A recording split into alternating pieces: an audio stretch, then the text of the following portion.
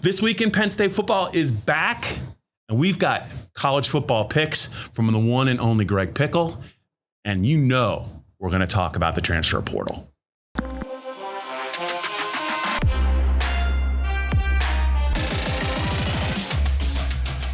Okay, Greg, welcome back to the Penn State Blitz podcast. It's moving on. Yes. Into its second hour. Is it the third hour? I can't even remember.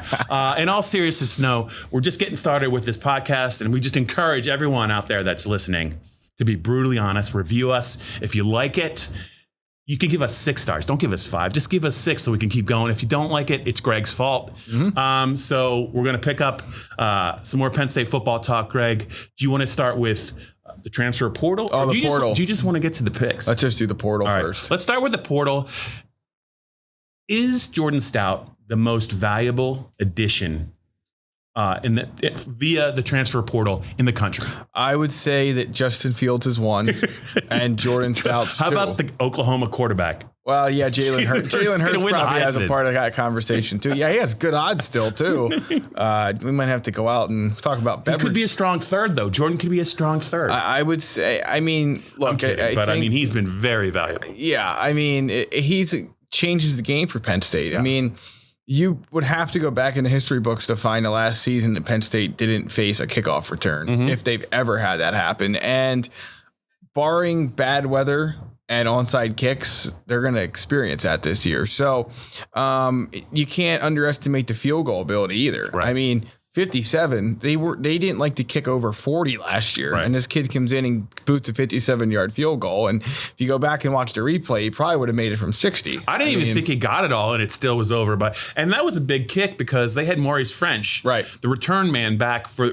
It was right before the half. Yep. If he doesn't hit that perfectly, French probably gets a chance to return it against a field goal unit that's not exactly the most athletic unit on the Penn State team. Correct. Yeah. So he's been just a phenomenal addition. The other guy that came in this year, Weston Carr, has been okay, but there's a lot of receiver play to be spread around. So we haven't seen him as much. Yeah. And Jake Pinniger last year, Jake hasn't missed a field goal this year. I think he's only attempted 3 kicks. He's made them all. Last year, I believe he was 5 for 11 from 40 plus yards. Right. They've sent Stout out twice for a 53-yarder and a 57-yarder. He's made them both. I mean, that's really a nice weapon to have. Mm-hmm. And I would just say with the touchbacks, I think is it 20 for 21 or it's some ridiculous number. That sounds right. And even the one that wasn't credited as a touchback, they've not given up any return yards. Right. Just think about the impact though on the Penn State defense. They're never going to be. They haven't been on a short field after a score. Yeah, no. You know what I mean? It's a big deal. Just look at last year with the Appalachian State game. They give up a kick return score first half. Then all of a sudden it's a game and it's nearly an upset. Yeah. It's really just a big weapon to have. And look, too, at the fact that, that field position game means everything because Pitt's punter was terrific, and he pinned Penn State deep. Yeah. Jordan Stout just kept kicking the ball in the end zone, and Pitt still won the field possession battle, so figure that out. But ultimately, it didn't matter. Just real quick on the defections that Penn State had. It was a big offseason topic.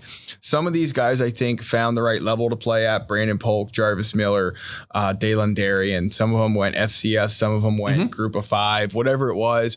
Some guys, Penn State recruits, they just don't thrive the way some of their teammates do at the Big Ten level. Doesn't mean they're bad football players. So it's been, I think, encouraging and interesting to see some of those kids thrive elsewhere. Juwan Johnson, I don't think is suited up for Oregon yet.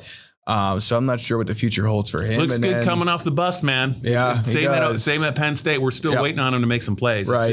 It is what it is. He's now in his 4th or 5th year. I mean, it's time. It's what's it going to be? I mean, his future's kind of hanging in the balance. Hopefully he's not hurt too bad or whatever the deal is, but he's got a quarterback that's going to be a 1st-round pick. If he isn't on the field, he's got to get on the field soon. Right. And then finally, Tommy Stevens.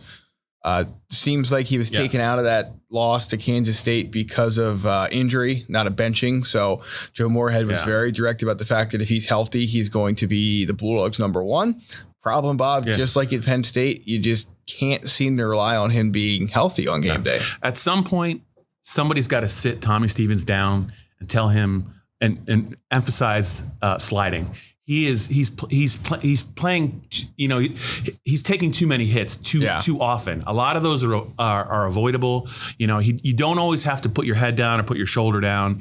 I mean, he's playing in the SEC. He's going to face some athletic big defenses. He cannot continue to play. If he's going to carry the ball 10, 12 times a game, half those times he's got to figure out a way to either get down, get out of bounds, because he's got a very strong arm. But if his shoulder's always hurting him, or if he's always beat up, or his lower half's hurting him, it's really just impacting him. And some of these injuries, I just think they have a lingering effect. You can only take so much punishment. No, absolutely, Bob. All right, ready for weekend picks? I can't wait. Let's a quick review.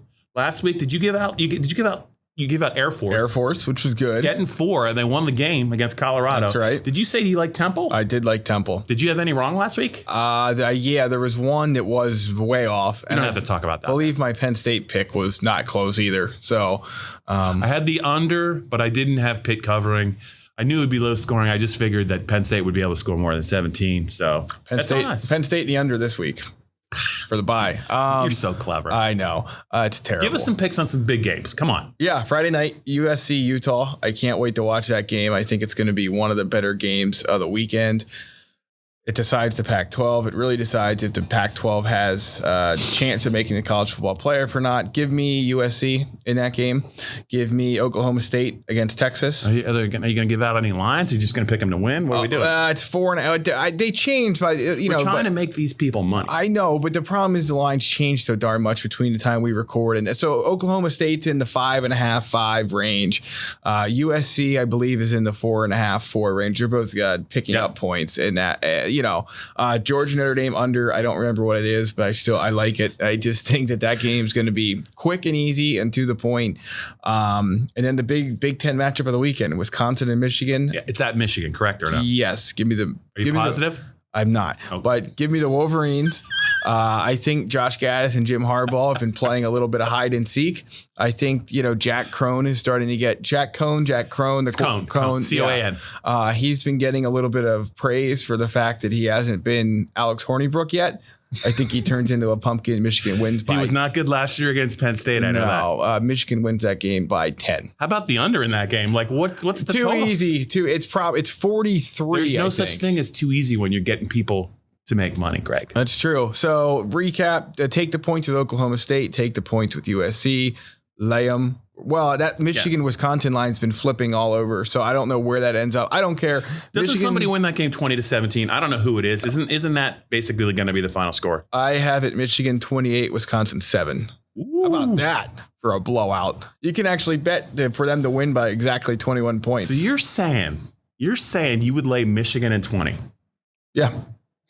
I would. We're going to have so much fun. I love Michigan this week.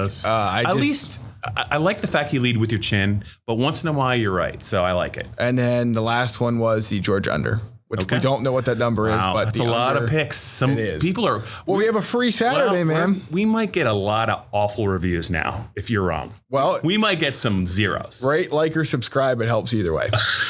All right, that's it for this week. We will be back next week to talk about Penn State and Maryland.